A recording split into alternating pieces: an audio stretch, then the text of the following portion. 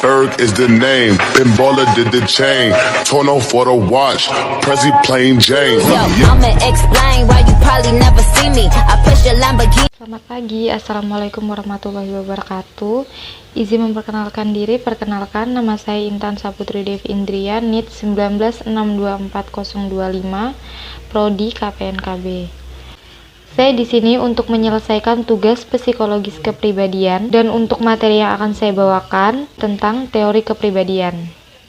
Kepribadian atau personality secara etimologis berasal dari bahasa Latin persona atau kedok dan personare atau menembus. Kepribadian adalah perwujudan lahiriah. Yang dimaksud perwujudan lahiriah ini adalah bukan keadaan pribadi yang sebenarnya. Watak atau drama yang diperankan dalam drama dan sifat-sifat khusus yang dimiliki oleh seorang warga negara bebas. Kepribadian sendiri sebenarnya adalah ciri-ciri atau karakteristik ataupun gaya maupun sifat-sifat khas dari diri kita yang bersumber dari bentukan apapun yang kita terima dari lingkungan sekitar, misalnya seperti keluarga pada masa kecil dan juga bawaan-bawaan kita sejak lahir. Tadi yang disebut kepribadian ini itu sebetulnya adalah campuran dari hal-hal yang bersifat psikologis, kejiwaan, dan juga bersifat fisik. Dengan kata lain, kepribadian juga bisa diartikan sebagai corak perilaku dan kebiasaan individu atau kebiasaan diri sendiri yang digunakan untuk menyesuaikan diri terhadap segala rangsangan baik dari luar maupun dari dalam.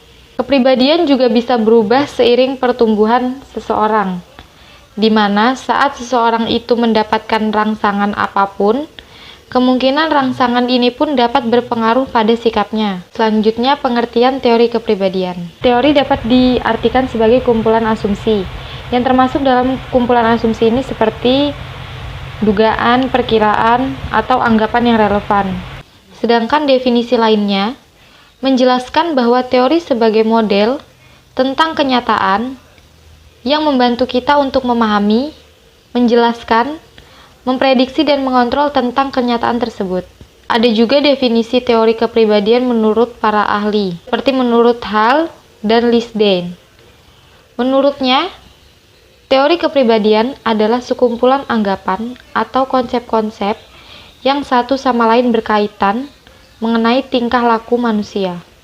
Ada 4 macam teori kepribadian utama yang satu sama lain tentu saja berbeda, yakni teori kepribadian psikoanalisis, teori sifat atau trait, teori kepribadian behaviorisme, dan teori psikologis kognitif. Di sini saya akan menjelaskan tentang apa itu teori behaviorisme. Behaviorisme adalah sebuah aliran dalam psikologis yang diperkenalkan oleh Johann B. Watson, yaitu seorang ahli psikologis berkebangsaan Amerika Serikat. Di Amerika Serikat, Watson dikenal sebagai Bapak Behaviorisme karena prinsip-prinsip pembelajaran barunya berdasarkan teori stimulus-respons Bond. Menurut behaviorisme yang dianut oleh Watson, tujuan utama psikologis adalah membuat prediksi dan pengendalian terhadap perilaku dan sedikit pun tidak ada kaitannya dengan kesadaran. Maka psikologi ini telah menjadikan ilmu mengenai perilaku manusia menjadi sangat sederhana dan mudah untuk dikaji. Mengapa? Karena semua perilaku menurut behaviorisme termasuk tindakan balas atau respon yang ditimbulkan oleh adanya rangsangan. Jadi jika gerak balas telah diamati dan diketahui, maka rangsangan dapat diprediksikan. Untuk membuktikan kebenaran teori behaviorismenya, Watson mengadakan eksperimen terhadap Albert, seorang bayi yang berumur 11 bulan. Pada mulanya, Albert adalah seorang bayi yang gembira dan tidak takut terhadap binatang apapun seperti tikus berbulu halus. Albert senang sekali bermain bersama tikus putih yang berbulu halus tersebut. Dalam eksperimen ini, Watson memulai proses pembiasaannya dengan cara memukul sebatang besi menggunakan palu setiap kali Albert mendekati dan ingin memegang tikus tersebut. Dengan eksperimen itu, Watson mengatakan bahwa dia telah berhasil membuktikan bahwa pelaziman dapat mengubah perilaku seseorang secara nyata. Dalam pembelajaran stimulus respon ini, Watson mengemukakan dua prinsip, yaitu prinsip kebaruan atau resensi prinsipal dan prinsip frekuensi atau frekuensi prinsipal. Isi dari prinsip kebaruan atau dalam bahasa Latin disebut resensi prinsipal adalah jika suatu stimulus baru saja menimbulkan respon, maka kemungkinan stimulus itu untuk menimbulkan respon yang sama diberikan umpan terlebih dahulu. Menurut frekuensi prinsipal, apabila suatu stimulus dibuat lebih sering menimbulkan respon, maka kemungkinan stimulus itu akan menimbulkan respon yang sama pada waktu yang akan lebih besar.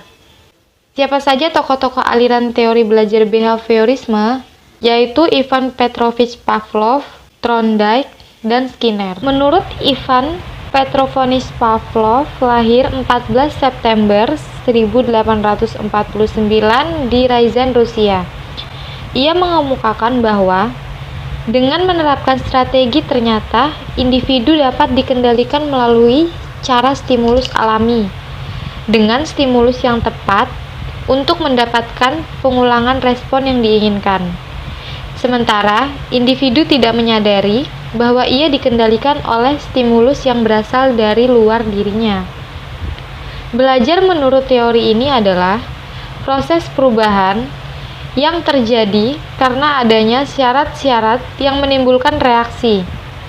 Yang terpenting dalam belajar menurut teori ini adalah adanya latihan dan pengulangan.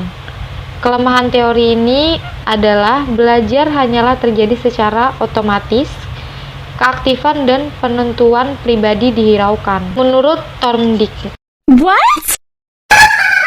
Menurut Thorndike, belajar merupakan peristiwa terbentuknya asosiasi-asosiasi antara peristiwa yang disebut stimulus dan respon. Thorndike menggambarkan proses belajar sebagai proses pemecah masalah. Thorndike juga menemukan beberapa hukum-hukum tentang belajar, yaitu hukum kesiapan, hukum latihan, dan hukum akibat. Menurut Skinner menganggap reward dan reinforcement merupakan faktor penting dalam belajar. Skinner berpendapat bahwa tujuan psikologis adalah meramal, mengontrol tingkah laku. Pada teori ini, guru memberi penghargaan hadiah atau nilai tinggi sehingga anak lebih rajin belajar. Prinsip belajar Skinner adalah hasil belajar harus segera diberitahukan kepada siswa. Jika salah, dibetulkan. Jika benar, diberi penguat. Proses belajar harus mengikuti irama dari yang belajar materi pelajaran yang digunakan sebagai sistem modul. Dalam proses pembelajaran, lebih dipentingkan aktivitas sendiri, tidak digunakan hukuman. Untuk itu, lingkungan perlu diubah untuk menghindari hukuman. Tingkah laku yang diinginkan pendidik diberi hadiah, dan sebaiknya hadiah diberikan dengan digunakannya jadwal variabel ratio reinforcer.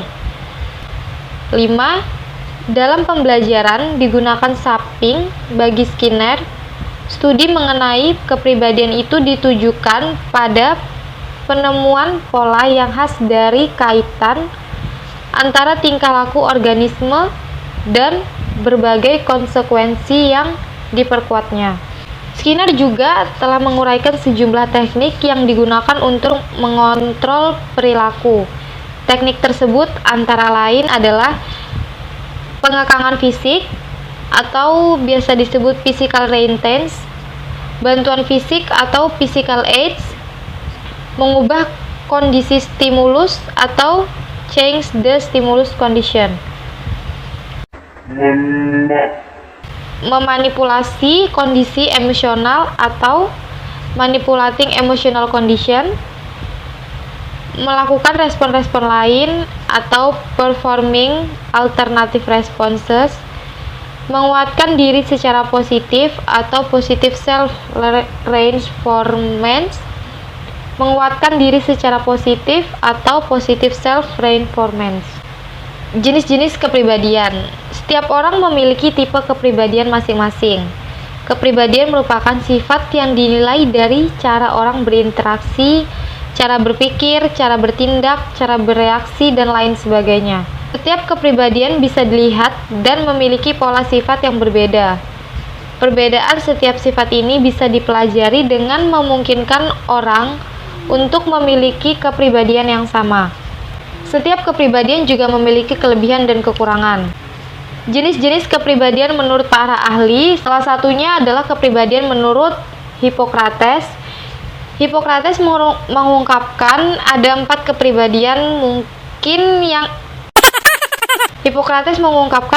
kepribadian yang mungkin dimiliki oleh manusia. Yang pertama, koleris.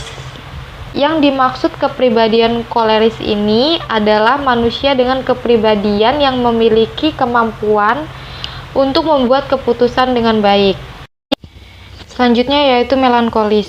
Melankolis adalah orang dengan tipe kepribadian yang memiliki sifat yang perfeksionis, peduli dengan sekitar, sangat detail, berpikir analisis, dan suka diperhatikan. 3. Plekmatis.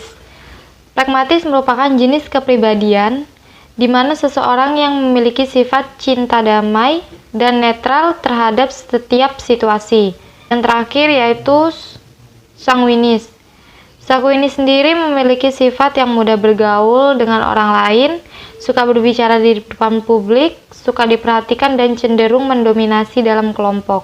Kepribadian juga dikemukakan menurut John L. Holland. Menurut John L. Holland, kepribadian dibagi menjadi beberapa tipe. Yang pertama ada tipe sosial, tipe realistik, tipe konvensional, tipe intelektual, tipe artistik, dan tipe wirausaha. Jadi kesimpulannya adalah kepribadian itu adalah cara di mana seseorang individu bereaksi dan berinteraksi dengan individu lain. Kepribadian juga memiliki definisi-definisi tersendiri menurut para ahli yang mengemukakan arti kepribadian menurut pendapatnya. Demikian penjelasan saya tentang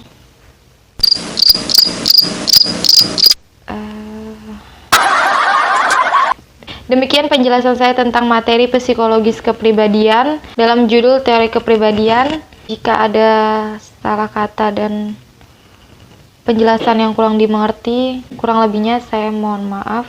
Wassalamualaikum warahmatullahi wabarakatuh.